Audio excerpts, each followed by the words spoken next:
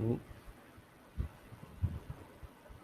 मैं एक अलग फ़ाइल ही बना देता हूँ जिसमें फिर वही फ़ाइल आप लोगों को सेंड कर दूँगा।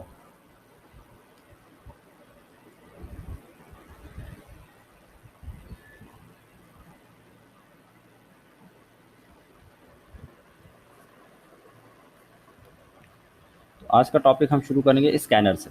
स्कैनर, अच्छा स्कैनर बता सकता है कोई what is the use of scanner? What is the use of scanner?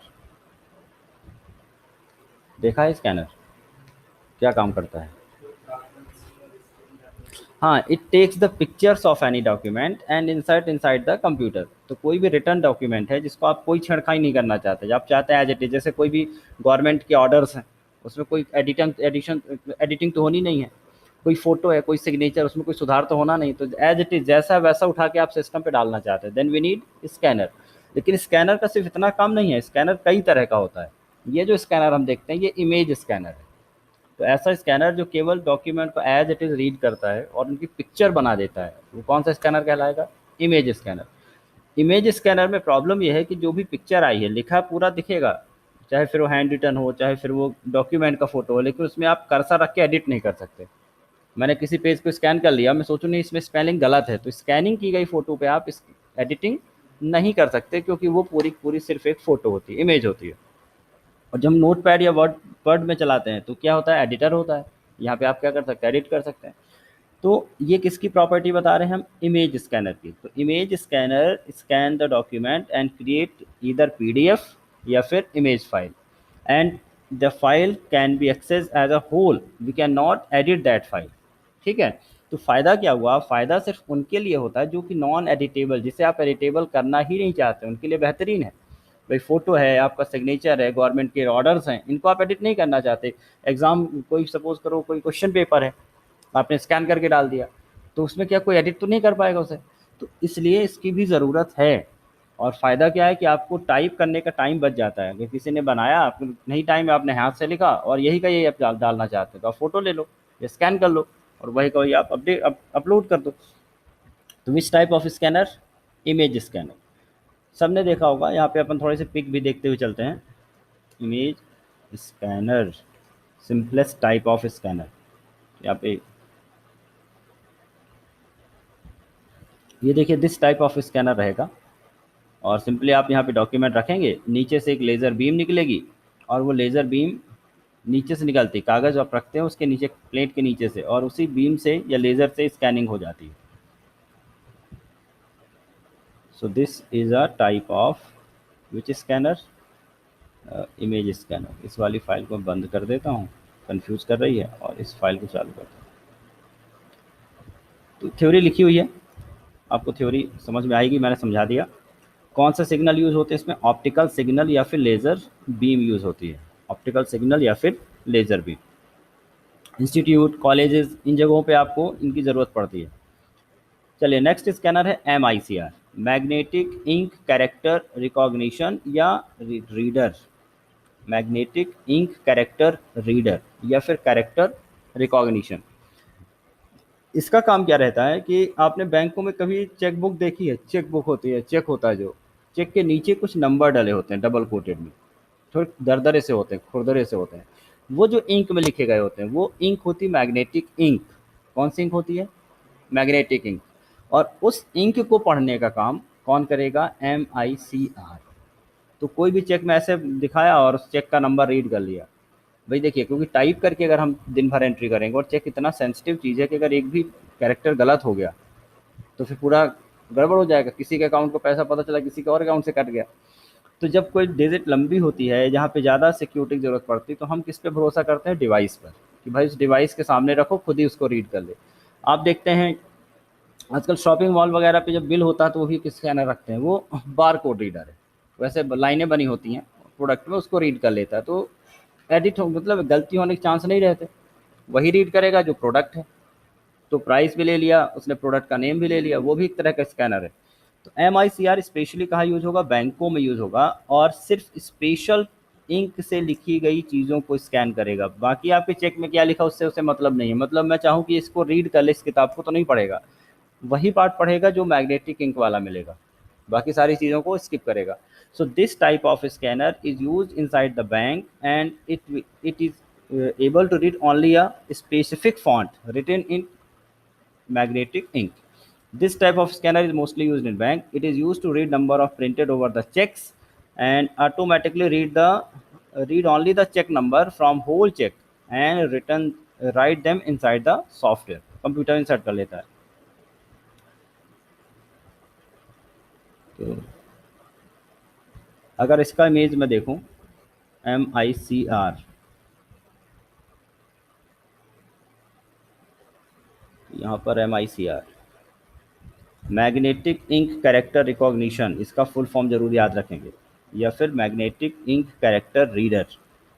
ये देखिए, देख के समझ में आ रहा है कि ये चेक से रिलेटेड कोई मशीन है जिसमें आप चेक लगाते हैं और उस चेक के इधर इसमें डबल कोटेड नंबर लिखा रहता है चेक में, जिसको ये पढ़ लेता है.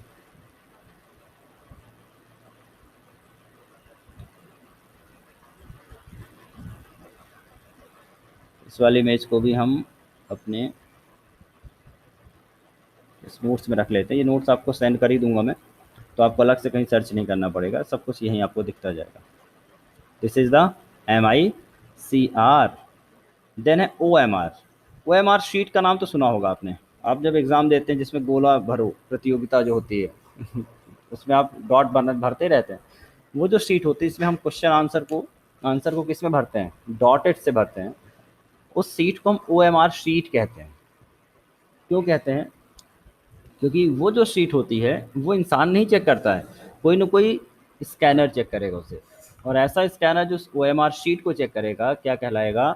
OMR, मतलब ऑप्टिकल मार्क रीडर. और ऑप्टिकल मार्क रीडर के लिए जो पेज होते हैं उनको हम कहते हैं OMR शीट. तो कहाँ यूज हुआ, समझ में आ गया. This technique use to check the answer sheet of many competitive exam. तो कॉम्पिटिटिव एग्जाम की जो आंसर शीट होती हैं उनको चेक करने का काम करेगा. कौन से कॉन्सेप्ट पे काम करेगा, किस सिद्धांत पे काम करेगा? ये सिर्फ परावर्तन, प्रकाश के परावर्तन के सिद्धांत पे काम करता है. पहले क्या करेगा, कागज़ पे एक लेज़र बीम डालता है और कहते हैं ना आप ब्लैक से भरिए. तो एक्चुअली जहाँ पर ब्लैक कलर होता है वहाँ पे रेज एब्जॉर्ब हो जाती हैं, तो वहाँ पे प्रकाश की तीव्रता कम हो जाएगी. तो जब रिफ्लेक्शन कम से कम होगा, तो जहाँ भी रिफ्लेक्शन कम हो रहा है तो समझ जाएगा कि हाँ इस पार्ट पे गोला लगाया गया है. तो इस तरह से वो आइडेंटिफाई कर लेता है कि आपने कहाँ पर डॉट लगाया है, कहाँ पे गोला भरा हुआ है. तो this technique read the spot or dots created by pencil or pen over the paper. This device put the light over the paper and check the reflected light to detect the selected answer. तो जो भी आपने answer select किया है उसको detect करने के लिए ये भी लेज़र का उपयोग करेगा. एंड जो रिफ्लेक्टेड लाइट होती है उससे पता लगा लेता है कि आपने कौन सा क्वेश्चन सही किया, कौन सा या किस में आपने सही गोला लगाया. ये काम करेगा, लेकिन आपने सही लिखा या गलत ये काम सॉफ्टवेयर करेगा. एक्चुअली इसको निकालेगा, सॉफ्टवेयर को देगा, सॉफ्टवेयर में सही आंसर फीड रहेगा, क्योंकि हर एक जो क्वेश्चन होता है उसका आंसर कहने के सिस्टम में फीड रहता है. तो जब ये MICR सॉफ्टवेयर को देगा तो सॉफ्टवेयर अपने एक्चुअल आंसर से और सीट के आंसर को मैच करता जाएगा, और जो सही आंसर होगा उनका रिकॉर्ड बनाता जाएगा, जो गलत होगा उनका रिकॉर्ड मेंटेन करेगा. तो सारा काम सॉफ्टवेयर कर लेगा. तो ये काम पहले यही कॉन्सेप्ट आया था. इससे क्या हुआ, बहुत सारा मैन पावर बचा. भाई शिक्षकों की ज़रूरत पड़ती थी, मान लो कोई शिक्षक ही गद्दारी कर दे हैं तो गड़बड़ हो जाएगा. तो उन्होंने कहा ये ठीक नहीं, मशीनों को काम दे दो, अब कोई ऑप्शन नहीं. अब इन्होंने कहा ये भी कम काम कब करो, क्योंकि उसको चलाने के लिए भी एक चाहिए. तो उन्होंने कहा नहीं, ऑनलाइन करो. बंदा सीधे सर्वर पे डाटा एंट्री करता जाएगा, आपका एग्जाम खत्म, एक्चुअली उसी टाइम पे आपका रिजल्ट तैयार हो जाता है सिर्फ डिक्लेयर बाद में करते हैं. जैसे ही आपने सबमिट किया वैसे आपका रिजल्ट बना, एक भी सेकंड का टाइम नहीं लगता है. हाँ, कुछ कुछ एग्जाम में दिखा देते, जैसे हम लोग जब टेस्ट लेते हैं सीधे दिखा देते हैं. अभी हमने जो टेस्ट रिलीज किया था तो हमने चेक किया था क्या? नहीं, ऑटोमेटिकली आप सबमिट किया, सही आंसर फीड है, निकाल के दिखा देगा. और ये फिर मेरी मर्जी ना दिखाऊं, सॉफ्टवेयर का एडमिन हूँ मैं, तो मैंने कहा नहीं भाई मैं तो बाद में प्रिंट करूँगा. तो ये और अच्छा हो गया, एक बार गया तुरंत रिजल्ट मिलेगा, कोई गुंजाइश ही नहीं लेट लतीफ़ होने की. तो ये कौन सा हुआ, OMR स्कैनर. OMR स्कैनर तो पेपर पे जो स्पॉट्स होते हैं उनको रीड करेगा. देखो इस वाले इमेज को ले लेते हैं, इससे समझ में भी आ जाएगा किस तरह की शीट्स होती हैं जिनको ये स्कैन करता रहता है. तो पहला कौन सा स्कैनर हमने पढ़ा, इमेज स्कैनर. दूसरा कौन सा पढ़ा, MICR magnetic ink character reader या recognition. Then OMR optical mark reader या ऑप्टिकल मार्क रिकॉग्निशन। तकनीक अगर पूछता है तो रिकॉग्निशन कहलाती है, डिवाइस को हम रीडर कहते हैं। MICR अगर तकनीक पूछे तो तकनीक के केस में ये क्या बन जाएगा, रिकॉग्निशन तकनीक कहलाएगी। और अगर मशीन की बात करेंगे तो क्या कहलाएगा, रीडर कहलाएगा। MICR कहाँ यूज हुआ, बैंक में यूज हुआ। OMR कॉम्पिटिटिव एग्जाम की कॉपी चेक करने में यूज हुआ। अब आते हैं OCR ऑप्टिकल कैरेक्टर रीडर। अभी मैंने थोड़ी देर पहले कहा था कि अगर हम स्कैन करते हैं इसके थ्रू, इस वाले स्कैनर के थ्रू, तो एडिटेबल नहीं होती चीज़ें। मैं पूरी किताब स्कैन करूंगा लेकिन अगर उसमें कोई स्पेलिंग गलत हो तो माउस क्लिक करके मैं एडिट नहीं कर सकता, क्योंकि पूरा का पूरा क्या लेगा, एज अ पिक्चर लेगा। तो इसी चीज़ को आसान करने के लिए कि अगर किसी व्यक्ति की बढ़िया हैंड राइटिंग लिखी है, उस राइटिंग को भी स्कैन करके कंप्यूटर में एडिटेबल बना दो, मतलब आपकी हैंड राइटिंग से उठाकर एक टेक्स्ट फाइल बनाने का काम करेगा OCR ऑप्टिकल कैरेक्टर रीडर। तो instead of reading whole page, OCR will read character one by one. एक एक कैरेक्टर पढ़ेगा, थोड़ा समय तो लगेगा इससे, लेकिन एक एक कैरेक्टर पढ़ेगा और एक एक कैरेक्टर को उठा के कहाँ रखता जाएगा, एक टेक्स्ट फाइल में। तो कर्सर से एक एक कैरेक्टर एडिटेबल हो जाएगा। तो इस स्कैनर का फ़ायदा ये होगा कि आप चाहे डॉक्यूमेंट स्कैन करें, और अगर आपकी हैंड राइटिंग अच्छी है, कन्फ्यूजन नहीं होता। अगर आप ए को ए ही लिखते हैं, ठीक है, वैसा नहीं होता कि ए को स्टार जैसा बना दो समझ में ना आए, तो ये स्कैन कर सकता है। तो हाथ से लिखी गई डॉक्यूमेंट या फिर कोई किताब में लिखा गया डॉक्यूमेंट है, उन सबको स्कैन करेगा, लेकिन ये पिक्चर को स्कैन नहीं कर पाएगा क्योंकि अक्षरों को पढ़ता है। तो पिक्चर, सिग्नेचर, इनको ग्राफिक्स, इनको स्कैन नहीं कर पाता है। ऐसा क्यों करता है, क्योंकि इसमें क्या होगा कि जब इस स्कैनर बनेगा तो इसके रोम में, रोम तो हम समझते हैं, हर एक इलेक्ट्रॉनिक डिवाइस में एक रोम लगी होती है, चिप लगी होती है, इसमें सारा कोड होता है। इस स्कैनर के रोम में कुछ फॉन्ट पहले से डले होते हैं। ए से जेड हो गया, 0 to 9 हो गया, कुछ सिंबल हो गए, प्लस माइनस, सारे जितने मैक्सिमम सिंबल है डॉक्यूमेंट में लगते हैं वो सब पहले से क्या होते हैं, स्टोर होते हैं। जब ये स्कैन करेगा तो पहले अपने सिंबल से मैच करेगा ये कि किसके साथ मैच हो रहा है। अगर वो किसी के साथ मैच हो गया तब उसे पढ़ लेगा, और अगर किसी के साथ मैच नहीं हुआ तो उसे छोड़ देगा। ठीक है, तो इसमें चांस ये रहते हैं कि इसके द्वारा जो स्कैन किया गया उसको ध्यान से देखना पड़ता है कोई कैरेक्टर छूटा तो नहीं है। तो किताबों को स्कैन करने में कोई दिक्कत नहीं है, लेकिन अगर आप हैंड रिटर्न कर रहे हैं कुछ स्कैन तो फिर उसको दिक्कत है। दूसरी बात, अगर हमने हैंड रिटर्न स्कैन कर भी लिया तो मेरी राइटिंग नहीं स्कैन करेगा। मैंने ए लिखा तो स्टैंडर्ड वाला ए आएगा, मतलब यहाँ पे स्कैन हो किसी तरह का बी बनेगा, मेरी हैंड राइटिंग हो या फिर आपकी हैंड राइटिंग हो। तो करता क्या है कि कोई भी जब कैरेक्टर निकल के आता है तो हर एक कैरेक्टर का एक कोड होता है कंप्यूटर में, जिसको हम कहते हैं ASCII code, ASCII, American standard code for information interchange. कौन सा कोड होता है, आस्की कोड, ये नीचे लिखा हुआ है। आस्की का मतलब क्या हुआ, American standard code for information interchange. एक तरह का न्यूमेरिक कोड होता है, जैसे एक आस्की अगर हम बात करें, यहाँ लिख भी देता हूँ, कैपिटल ए का होता है 65 से शुरू होता है, उसी तरह से बी का हो जाएगा 66, इस तरह से ए का चलता है। स्मॉल ए का चलता है 97 से 97, इसी तरह से बी का हो जाएगा 98। इस तरह के कुछ कोड होते हैं कंप्यूटर में। ये कौन से कोड कहलाते हैं, आस्की कोड कहलाते हैं। तो ये जो स्कैनर है इन आस्की कोड पर आधारित होता है। जब भी स्कैन करेगा तो कंप्यूटर को एक आस्की कोड भेजेगा। एक्चुअली फॉन्ट मैंने कह जरूर दिया फॉन्ट स्टोर होते हैं, बट ये फॉन्ट स्टोर नहीं होते, उस फॉन्ट का कोड स्टोर होता है। तो हमने ए लिखा तो उस कंप्यूटर को बोलेगा 97 मिल गया या 65 मिल गया, तो कंप्यूटर उसी कोड के हिसाब से वो कैरेक्टर जनरेट कर देगा। अच्छा 97 आ रहा है मतलब स्मॉल ए आ रहा है, और अगर बड़ा आ रहा है 65 मतलब कैपिटल आ रहा है। तो इस तरह से कंप्यूटर जनरेट कर देगा कि कौन सा कैरेक्टर स्कैन किया गया है। तो इसकी वर्किंग अगर हम समझें तो पहला आपको क्या समझ में आया कि कैरेक्टर बाय कैरेक्टर स्कैन करेगा। दूसरा, इसके द्वारा स्कैन किए गए जो डॉक्यूमेंट होंगे एडिटेबल हो जाएंगे। ये हैंड रिटन या डॉक्यूमेंट दोनों को स्कैन कर सकता है, लेकिन सिर्फ डॉक्यूमेंट को स्कैन करेगा, इमेज या पिक्चर को स्कैन नहीं कर पाएगा। स्कैन को समझने के लिए इसके पास पहले से आस्की कोड स्टोर होते हैं, और उसके हिसाब से पता लगाता है कि इस कौन सा कैरेक्टर स्कैन किया गया। अगर किसी कैरेक्टर का कोड समझ में नहीं आएगा तो उसे स्किप करेगा, उसे स्कैन नहीं करेगा, ठीक है, उसको छोड़ देगा। तो ये इसकी वर्किंग हो गई। और आस्की का फुल फॉर्म क्या बताया मैंने, standard code for information interchange. अब ये कहानी यहाँ लिखी हुई है, वही का वही कहानी जो मैंने अभी बताया आपको। तो अगर इसका इमेज हम देखें तो इमेज तो स्कैनर जैसा ही दिखेगा, OCR, optical character reader, optical character reader. देखिए इस तरह से, ये देखिए ये लगा हुआ है, पेज पलटाते जाएंगे। अरे तुमने वो रोबोट फिल्म देखी होगी, चिट्टी, किताबें उठाता है साइड में कर दिया वो कौन सा स्कैनर उसके पास, यही वाला स्कैनर लगा के रखा है, पढ़ता क्या, उसने याद कर लिया। तो इस तरह का ये चिट्टी वाला कॉन्सेप्ट है इसमें, ऑप्टिकल कैरेक्टर रीडर।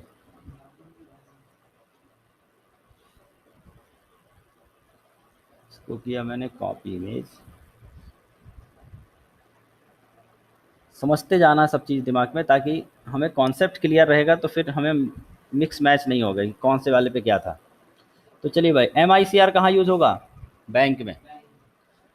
और जो हमारा इमेज स्कैनर सबसे सिंपल स्कैनर है, जो नॉन एडिटेबल हैं उनको स्कैन करने के, क्वेश्चन पेपर है, फ़ोटो है, किसी का सिग्नेचर है, कोई ऑर्डर्स हैं गवर्नमेंट के, इनको एडिट नहीं करने की जरूरत नहीं, एज इट इज़ आपको सीधे पोस्ट करना होता है वहाँ पे इमेज स्कैनर।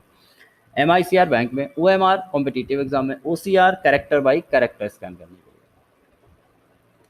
अब आ गए हम बार कोड रीडर। बार कोड रीडर दुकानों में जब आप प्रोडक्ट लेते हैं, सामान खरीदते हैं, तो उसकी बिलिंग करने के लिए उसके पास एक डिवाइस होती है, हैंड हेल्ड डिवाइस होती है, हाथ में लिया रहता है और एक रेड टाइप की लाइट निकलती है, रेड लाइट, और वो कहाँ डालता है, केवल बार कोड में। जैसे ये सारी बार कोड है, दिख रहा है ना आपको, ये बार कोड हो गया।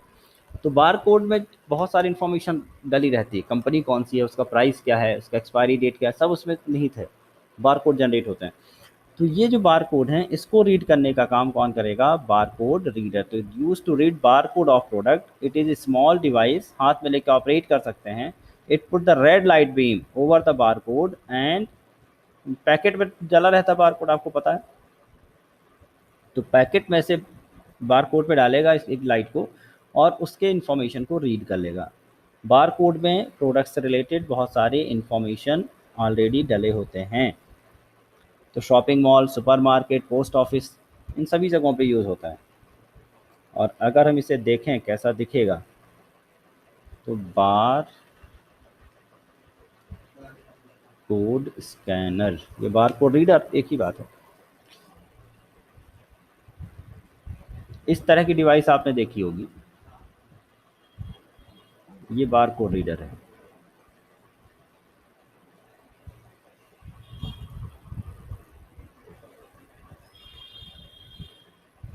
ठीक है, क्लियर। तो हमने स्कैनर कंप्लीट कर लिया। हमने पहला स्कैनर कौन कौन सा, सबसे simple image scanner, then MICR, OMR, OCR, bar code reader. ठीक है, आगे बढ़ते हैं light pen.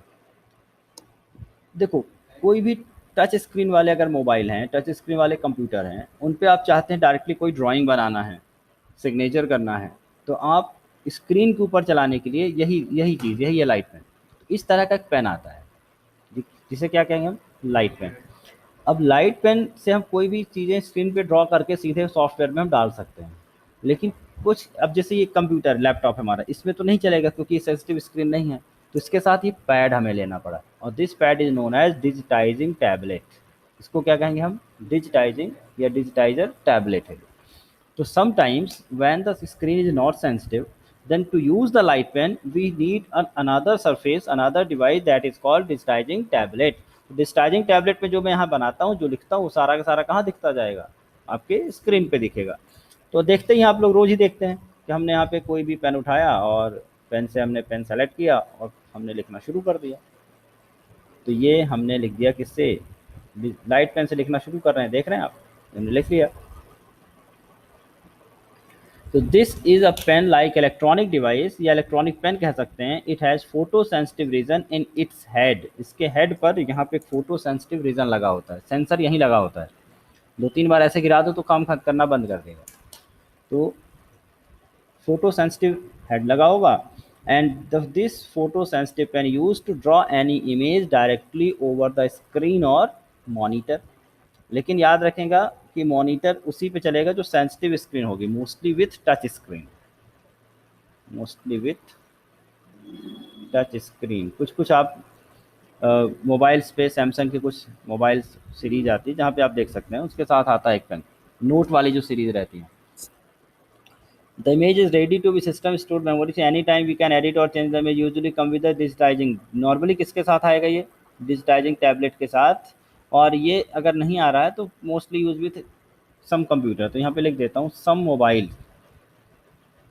Mobile phone also provide light pen.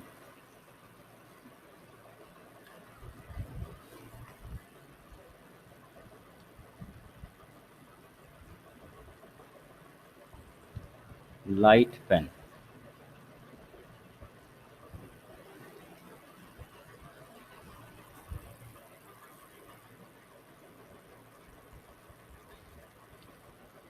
इसको समझ लेते हैं, यहाँ समझ में आ जाएगा कि ये इस तरह का अगर आप चलाते हैं तो लाइट पेन के थ्रू चला रहे हैं।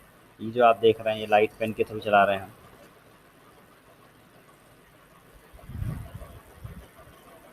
तो स्क्रीन पे काम करने के लिए लाइट पेन का यूज़ होगा, या फिर डिजिटाइजिंग टैबलेट के साथ काम करने के लिए लाइट पेन का यूज़ हो सकता है।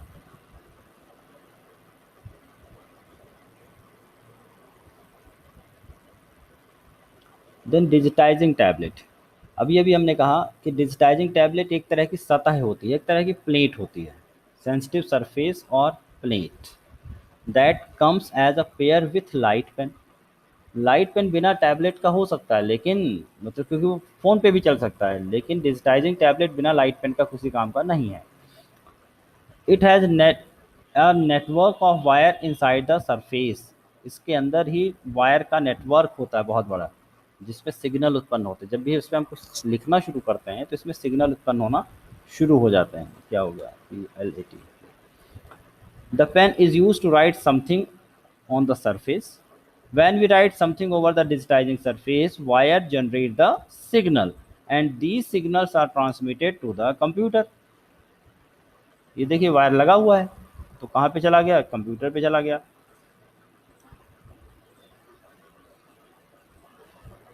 What you write on surface automatically written inside the computer and visible on computer screen and visible on computer screen।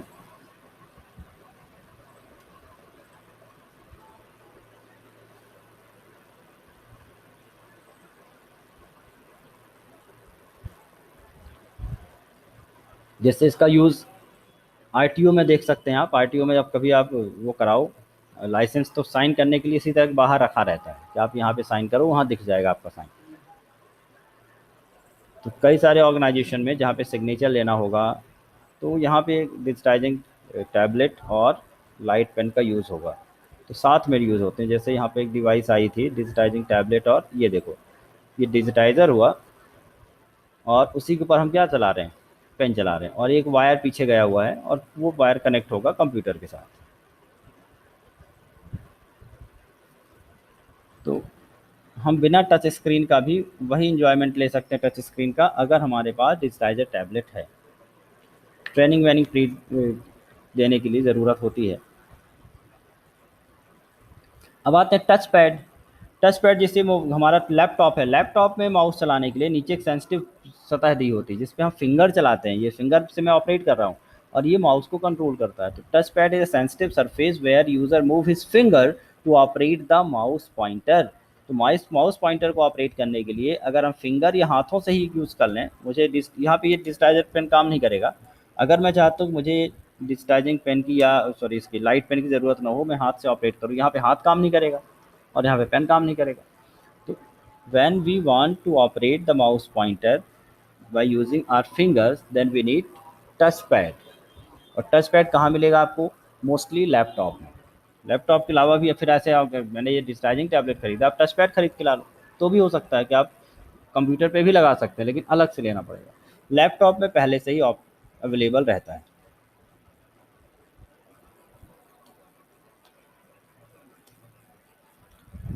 This is used in laptop. और कुछ डेटा ले लें, थोड़ा सा हमने डेटा कम लिया था।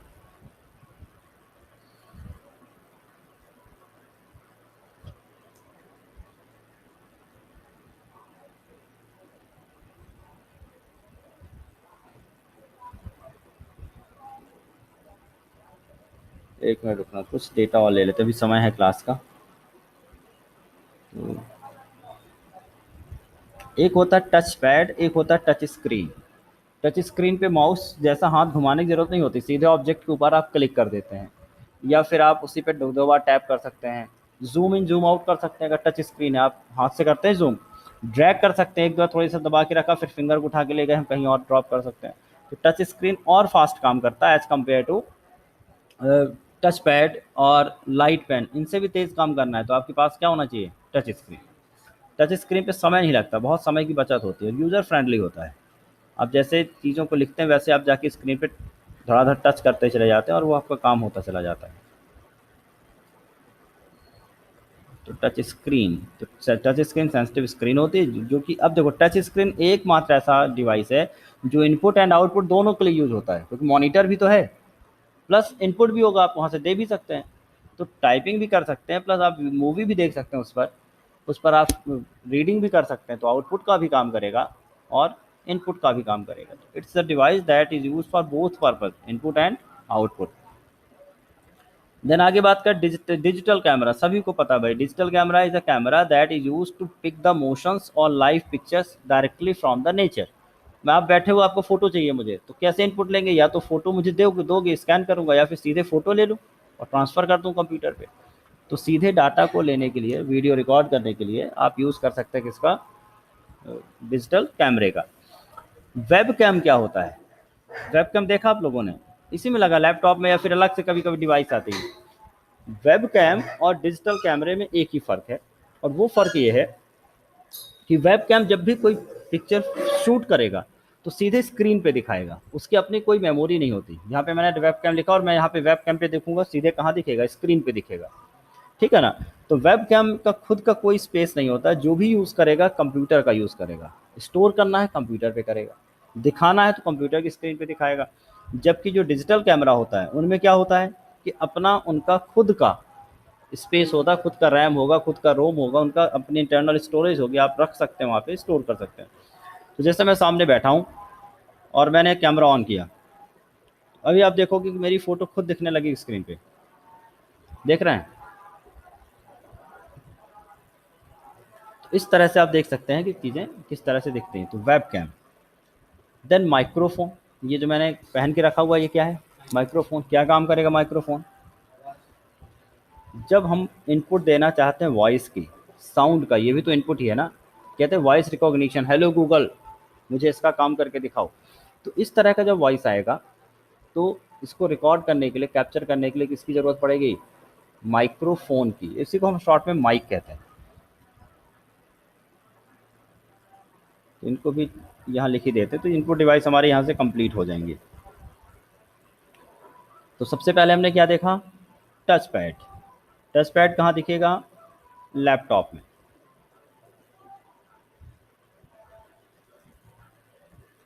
टच पैड, ये देखिए आपको स्क्रीन से ही समझ में आ जाएगा, इतना देखने से ही। इमेजेस में दिखा रहा हूँ और यहाँ पे बाइंग का ऑप्शन दिखा रहा है, समझ रहे हैं ना। तो ये जो डिवाइस है, ये जो सेक्शन है, this is called touch pad.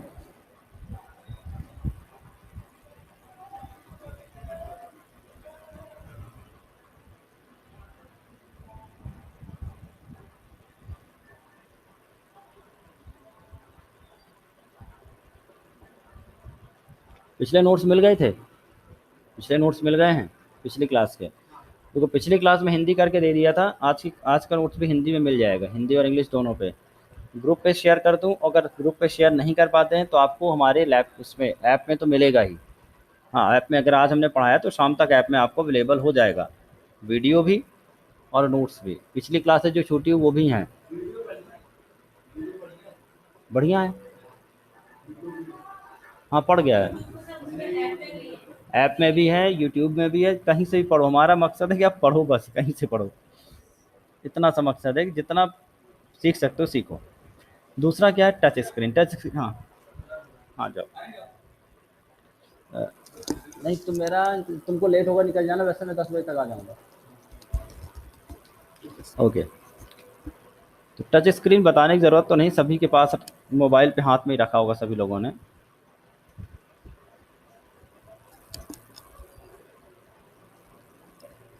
तो टच स्क्रीन लैपटॉप में भी आने लगा है, कंप्यूटर पे आने लगा, नहीं तो मोबाइल पे तो आता ही है ना।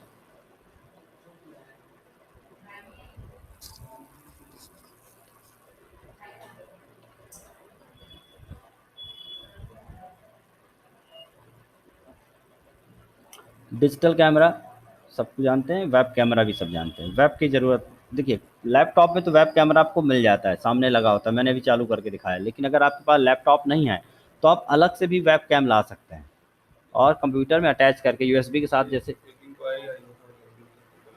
अभी कर लेते हैं। तो ये देखो इस तरह से भी आता है कि जिसमें आप दिखा सकते हैं कि अटैच करके अलग से सामने रखा, फिक्स किया, और आप जो भी यहाँ पे रिकॉर्ड करेंगे चालू करके सीधे कंप्यूटर की स्क्रीन पे दिखना शुरू हो जाएगा। ठीक है, तो यहाँ से हमारी इनपुट डिवाइसेस फिनिश होती हैं, नोट्स आपको मिल जाएंगे, एक बार थोड़ा सा और स्टडी कर लेना। माइक्रोफोन माइक के लिए होगा, और माइक्रोफोन कई तरह के होते हैं। एक तो होता है जो अपन कॉलर माइक भी कहते हैं, जैसे कॉलर में लगा लिया, और या फिर हेडफोन वाले कॉन्सेप्ट में अगर आप देखते हैं तो भी मिल जाएगा माइक। तो कई तरह के माइक होते हैं, ये छोटे वाले माइक जिनका आपने अटैच किया और यहाँ से रिकॉर्डिंग शुरू कर ली। तो सारी इमेजेस मैंने यहाँ पे रख दी हैं so that it become easy to understand. आप इमेज देखो और तुरंत क्लिक हो जाए, पढ़ना ही ना पड़े। और सारी डिवाइसेस ऐसे डे टू डे लाइफ वाली, तो इनपुट डिवाइस में कुछ भी पढ़ने जैसा नहीं है कि आपको ना पड़े। हाँ, जो जैसे कीज़ के नाम याद करना है, शॉर्टकट कीज़ के नाम याद करना है, वो सब आपको पढ़ना पड़ेगा। ओके, तो चलिए फिर आज के लिए इतना ही।